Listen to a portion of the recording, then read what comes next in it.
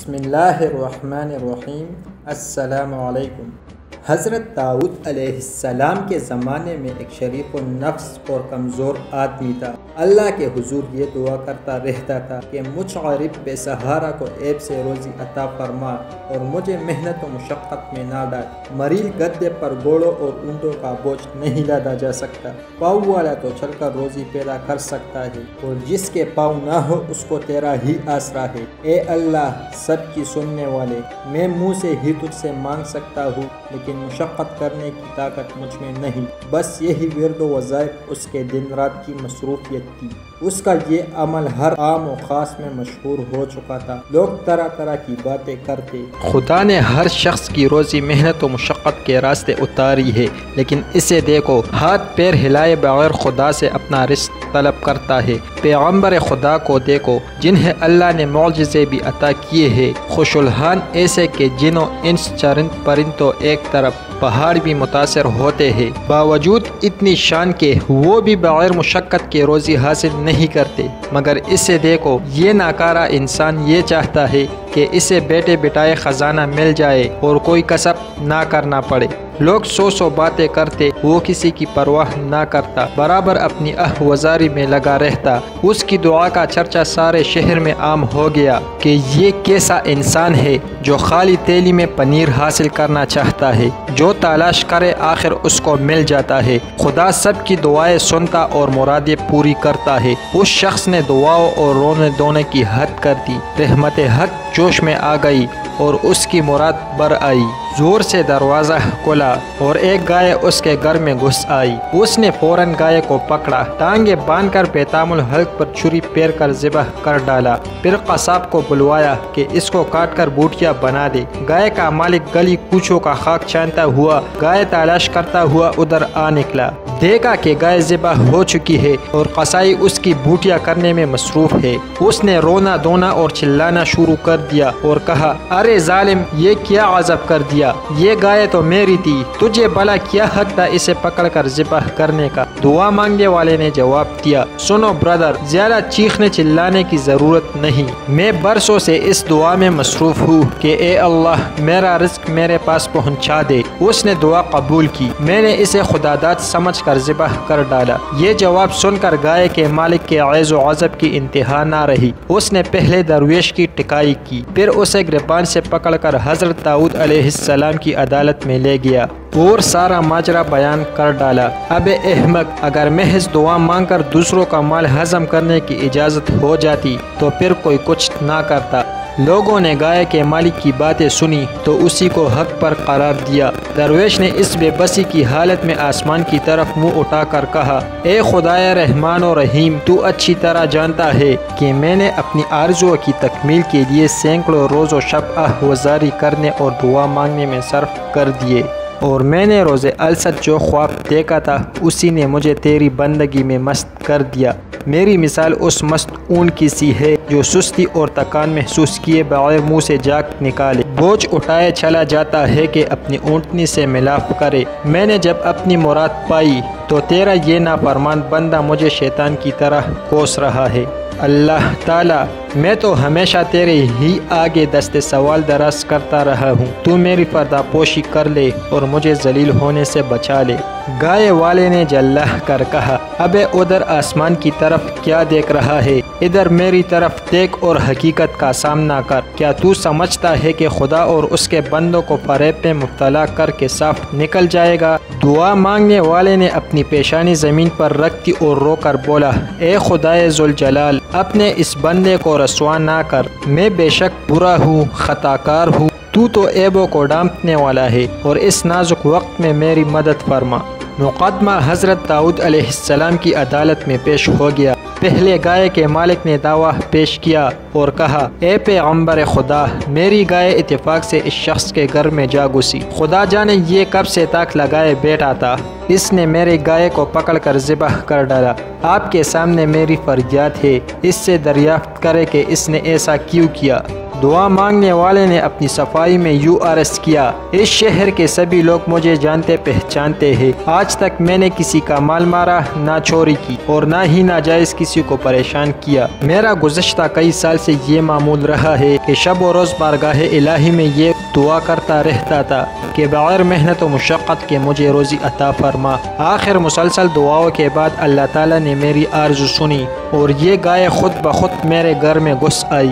میری آنکھوں میں اسے دیکھتے ہی نور آ گیا کہ حق تعالیٰ نے میری دعا قبول فرمائی اور رزق حلال بغیر محنت کے مل گیا۔ میں نے اللہ کا شکر ادا کرتے ہوئے اس گائے کو ذبح کر ڈالا۔ یہ شخص نہ جانے کہاں سے شور مچاتا ہوا آ گیا اور کہنے لگا کہ گائے میری ہے۔ حضرت داؤد علیہ السلام نے یہ سن کر فرمایا کہ ایسی معقول دلیل دے جس کی بنا پر تو نے گائے ذبح کی۔ تیرے بیان سے یہ ثابت ہوتا ہے کہ وہ گائے تجھے مالک نے دی، نہ تو نے خریدی۔ دعا مانگنے والے کی آنکھوں میں آنسو آ گئے اور کہا: اے پیغمبر خدا، آپ بھی وہی کہنے لگے جو دوسرے کہہ رہے ہیں۔ ایک آہ دردناک اس کے دل سے نکلی اور اس نے آسمان کی طرف نگاہ اٹھا کر کہا: اے میرے دل کا درد جاننے والے، تو حضرت داؤد علیہ السلام کو روشنی عطا فرما اور انہیں حقیقت حال سے آگاہ فرما۔ یہ کہہ کر وہ داڑیں مار مار کر رونے لگا۔ اس کی آواز میں ایسا درد تھا کہ نہ صرف سنگ موم ہو گئے بلکہ حضرت داؤد علیہ السلام کا دل بھی دہل گیا۔ انہوں نے گائے کے مالک سے کہا کہ اس کا فیصلہ ایک دن کے بعد کیا جائے گا۔ پیغمبر خدا اپنے حجرے میں داخل ہوئے اور اپنی عبادت گاہ کا دروازہ بند کر دیا۔ ذکر و اذکار کے بعد اللہ عز و جل کی بارگاہ میں دعا کی کہ اے علیم و خبیر آقا، مجھے حقیقت حال سے آگاہ فرما۔ اللہ تعالیٰ نے اپنے نبی پر اسرار و رموز کھول دیے۔ دوسرے دن دونوں کو طلب کیا گیا۔ حضرت داؤد علیہ السلام نے یہ فیصلہ دیا۔ گائے کے مالک کو کہا کہ اس شخص کا پیچھا چھوڑ دے اور اسے معاف کر دے۔ حق تعالیٰ نے تیرے گناہوں کی پردہ پوشی فرمائی ہے، تو بھی اس کی ستاری کا حق ادا کر اور اپنی گائے کی طرف سے صبر کر۔ حضرت داؤد علیہ السلام کا ارشاد سنتے ہی اس بدبخت نے کہا: کیا اب کوئی نئی شریعت نافذ ہو گئی ہے؟ آپ کے انصاف کی شہرت تو زمین و آسمان تک پہنچ چکی ہے، مگر میرے ساتھ یہ ظلم کیوں؟ یہ انصاف نہیں، ظلم ہے۔ دوسری مرتبہ حضرت داؤد علیہ السلام نے فرمایا: اپنا سارا مال اور جائیداد اس مظلوم کے حوالے کر دے ورنہ تیری سخت رسوائی ہوگی، اور کچھ عجب نہیں کہ جو ظلم و ستم تو نے کیے ہیں وہ بھی ظاہر ہو جائے۔ گائے والے نے یہ کلمات سنتے ہی سر پر خاک ڈالنا شروع کر دی، گریبان پال ڈالا، بدحواس ہو کر اور منہ میں کف بھر کر بولا: اے داؤد، اچھا فیصلہ سنایا، مجھ پر ظلم و زیادتی کی حد کر دی، نعوذ باللہ، مجھے تو معلوم ہوتا ہے کہ تو اپنے حواس میں نہیں رہا۔ حضرت داؤد علیہ السلام نے اسے قریب بلایا اور کہا: اے بدبخت، اس ہنگامے سے باز آ، کہیں یہ تیری ہلاکت کا باعث نہ بن جائے۔ جو تو نے بویا ہے وہ اب کاٹ۔ اب تیسری مرتبہ حضرت داؤد علیہ السلام نے ارشاد فرمایا: تو اپنے اہل و عیال بھی اس کے حوالے کر دے۔ اس پر تو وہ پتھر سے اپنا سر پھوڑنے لگا۔ لوگ بھی حیران تھے کہ حضرت یہ کیسا حکم دے رہے ہیں۔ جو شخص تنکے کی طرح نفس کی ہوا کے بس میں ہو، وہ ظالم اور مظلوم میں کیا تمیز کر سکتا ہے؟ شیر بھی شرم کرتا ہے، وہ ہمسایوں کے شکار پر ہاتھ نہیں ڈالتا۔ تماشائی پیغمبر خدا کے احکام کی اصل وجہ سے ناواقف تھے۔ ان میں سے ایک دو آدمی کہنے لگے: اے اللہ کے نبی علیہ السلام، آپ کی ذات بابرکات سے ایسا صریح ظلم، ہم سب حیرت میں ہے۔ بے قصور گائے والے پر اتنا عتاب آخر کیوں؟ اور جس نے ناحق گائے پکڑ کر ذبح کر ڈالی اسے آپ نے بری کر دیا۔ حضرت داؤد علیہ السلام نے فرمایا کہ شاید اب وہ وقت آن پہنچا ہے کہ اس گائے والے کے پوشیدہ راز ظاہر کر دیے جائے۔ حضرت داؤد علیہ السلام سب کو دریا کے کنارے ایک بہت پرانے گھنے درخت کے نیچے لے گئے۔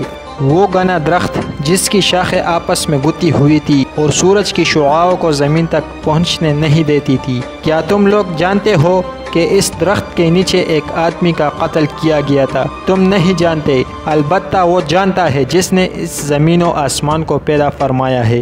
حضرت داؤد علیہ السلام نے فرمایا: حقیقت یہ ہے کہ اس گائے والے نے اپنے آقا کو قتل کیا یہ شخص اصل میں مقتول کا زرخرید غلام تھا۔ اس نے اپنے آقا کو قتل کر کے اس کے مال و دولت اور جائیداد پر قبضہ کر دیا۔ یہ مظلوم دعا مانگنے والا اسی مقتول کا بیٹا ہے۔ پھر اس بے رحم اور سنگدل شخص نے اپنے مقتول آقا کے کمسن یتیم بچوں پر ظلم ڈھانا شروع کیا، ان سے سب کچھ چھین لیا۔ یہ نمک حرامی پر اتر آیا کہ اس کے آقا کے بچے دانے دانے کی محتاج ہو گئے۔ اس مردود نے اپنے گناہوں کا پردہ خود فاش کیا۔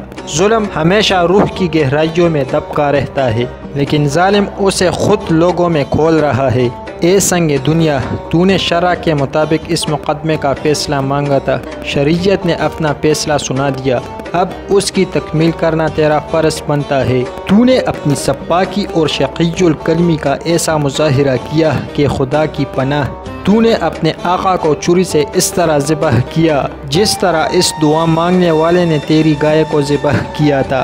وہ خون آلود چھری راست پاش ہونے کے ڈر سے گڑا کود کر تو نے دفن کر دی تھی۔